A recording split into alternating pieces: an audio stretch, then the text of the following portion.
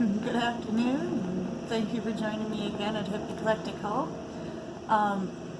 It is lawn mowing day, so if you hear any loud interfering, I'm only on the second floor, so we still hear the sucker. And quick little update. Got an email that some mail arrived, so I've been waiting on these for a minute and a half. Buttons are a very in thing in Denver, not really amongst the wealthy, but amongst the not so wealthy. And so buttons are definitely a way for me to express my yangness when I go and do my interviews out in the neighborhood. I'm planning on that now that Aaron's back in school. I can get super busy. So look forward to that. But anyway, I was gonna shoot anyway as a brief introduction. See, I do a lot of, I'll straight say it, I do a lot of complaining about the situation that I've come from. And I'm processed it, I'm over it, but the thing is I'm raising awareness for it, because situations like mine happen so often, especially amongst classes in society who aren't very advantaged. And so I need to speak out and make folks aware that this is a very serious issue that's been going on for a long time. Of course everyone knows that discrimination's been going on for a long time, but the severity of it, the severity of the treatment, just because there aren't restaurants that say no cripples here, or a gas station that has a white bathroom, you don't see that near as often as in the history books, but the practice is still so prevalent. And now that I'm finally not in directly in that position, in my home, I can finally do something about it. So I'm fighting so vehemently, because as bad as the problem is now, it's going to expand with the rise in automation. The Walmart shooter, I guess he was a truck driver. He was fired a few hours before he went on his rampage.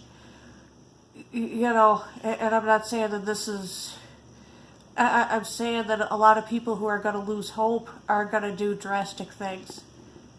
As somebody I went to school with, his kid brother, I found out, I'm looking people up, catching up.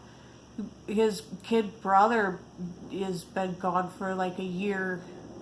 It's opiates.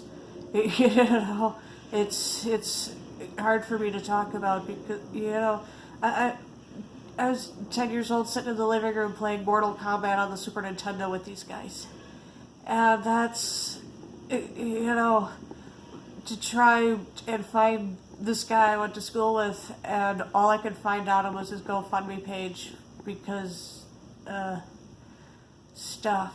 So but by closing the eyes when I'm talking, I'm trying to repress negative thoughts and continue on with the positive message, because life is going in a positive direction, and I want to bring that positive direction to everyone else. People who've been in my situation, people who are in a difficult situation at home, at work, in life. I'm trying to speak for folks and raise awareness and fight, and explain how Andrew Yang coming up is trying so hard to stop, my story from being so common, and, to stop people from losing hope. And so, anyway, this little snippet here is attached to a big victory. Coming out of captivity to the individual who did what he did, part of the situation was his obsession with knives.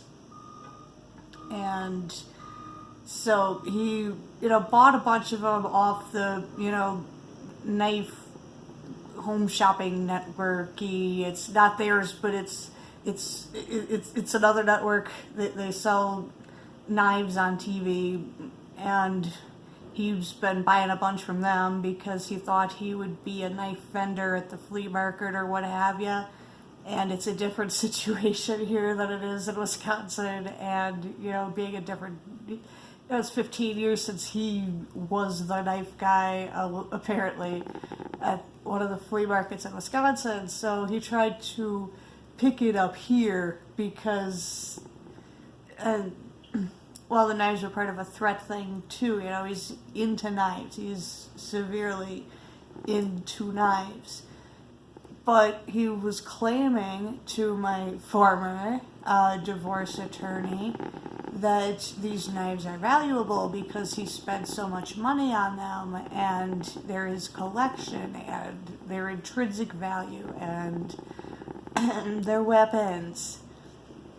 So the lawyer, before I fired her, told me that I need to retain the valuable collection as his marital property until such time as he can come and remove it and store it in his own cargo van where he's living. So I was under order by the lawyer, not by the judge, but by the lawyer, to keep the stupid big, 3 foot wide. It was one of those huge, blue plastic. It was a big tote full of various sizes of knives. I was supposed to keep those for him because they're his valuable collection. Well, in the process of attempting to report the life we lived while under ownership, my son and me, the officer I was reporting things to said, "Oh no, you don't have to keep weapons for him. He has a restraining order. He's not supposed to possess weapons." So, okay, so they're weapons again. That's good to know. I need to hear these things, it's a big morale boost to know that I don't have to store his weapon collection anymore. So, the officer told me, get rid of them, sell them, whatever, dispose of them, whatever. And it's like, excellent, this is like Christmas. And so, I figure, try and get a few dollars off them because, frankly, I haven't been getting child support in February, and now it's September, so 7 months. And my income is TANF and food stamps. So, and, my son has been, disabled by his experience at the hands of our abuser. He has an SSDI case right now. I was meeting with his advocate yesterday. And so, hearing that I can get rid of these knives and Aaron's not going to get into them, and hopefully I can even get a couple bucks, to help me take care of Aaron and myself, would have been great. This is great. At least I could get rid of them, and I could try to, anyway. So the next circus became finding a place that will take knives that, they're not new. They're new. They're in the boxes, but they've been in the boxes for, 3 or 4 years, and they're not new anymore.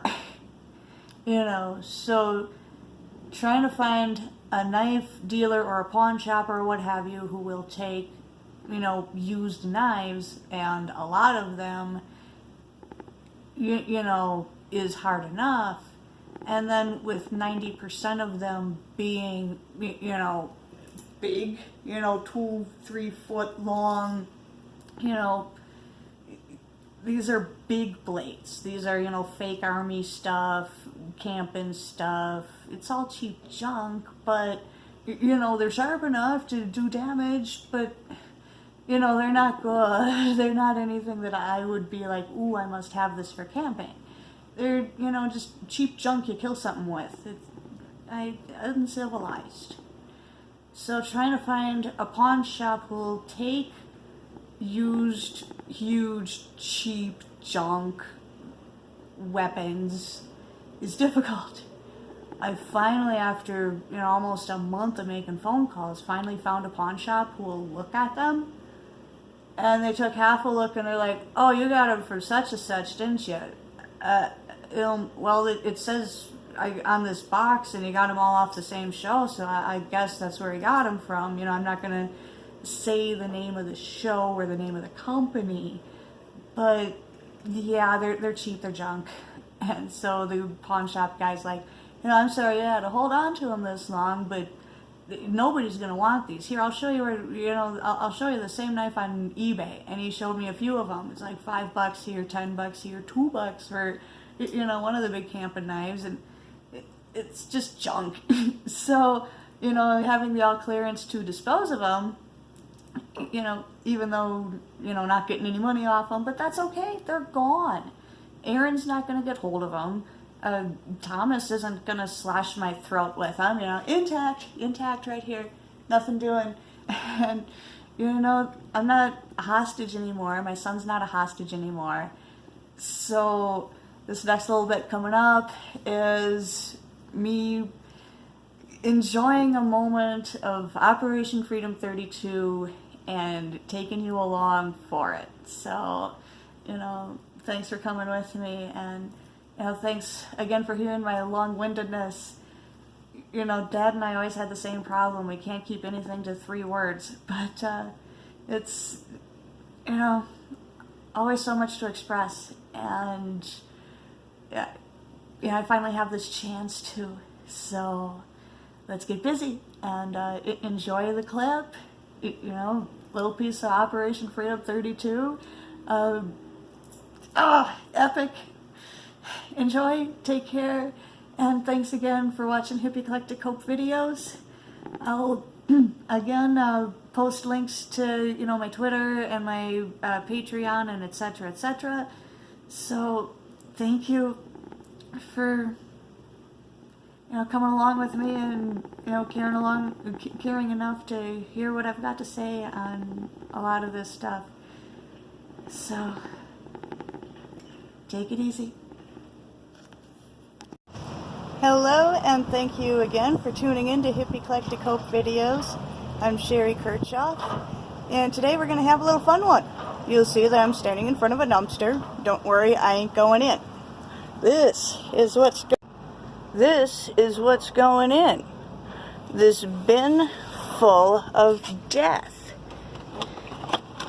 My former owner raped me at knife point for 14 months.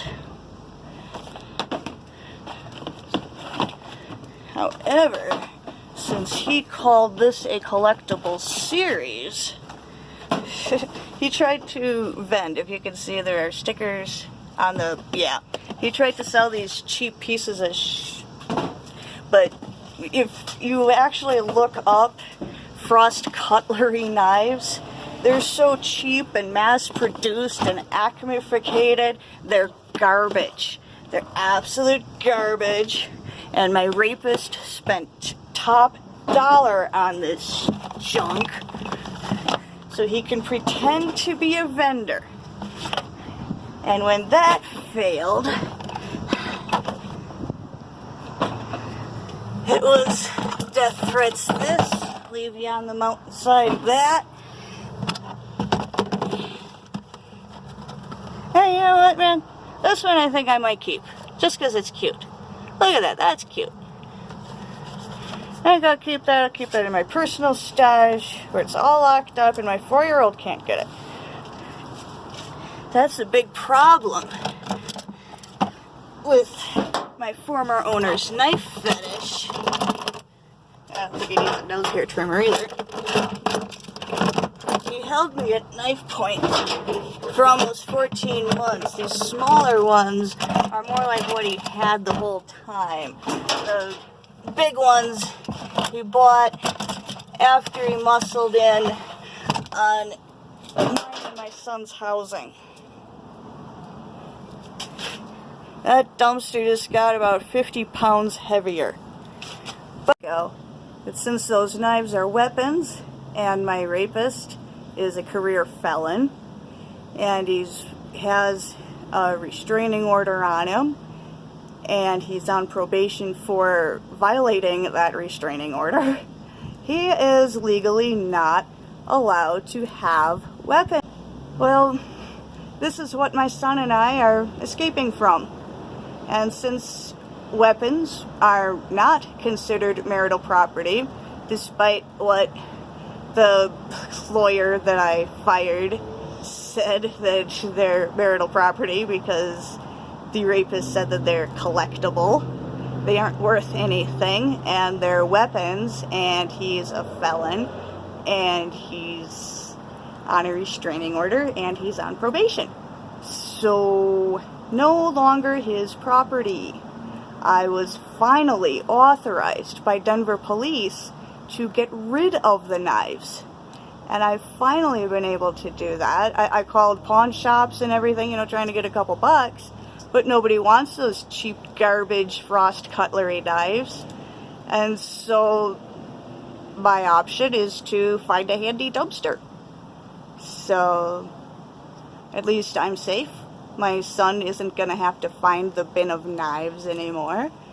And I don't get held at knife point on a daily basis anymore. So I may not have made any cash off of these, but that's okay. The main thing is I'm not going to die, my son's not going to die, and my rapist no longer has a bin full of knives. He can traffic his prostitutes and sell his nickel bags of weed and buy his stolen candy without them. So, thanks for watching. Have a blessed day. And here's to Operation Freedom.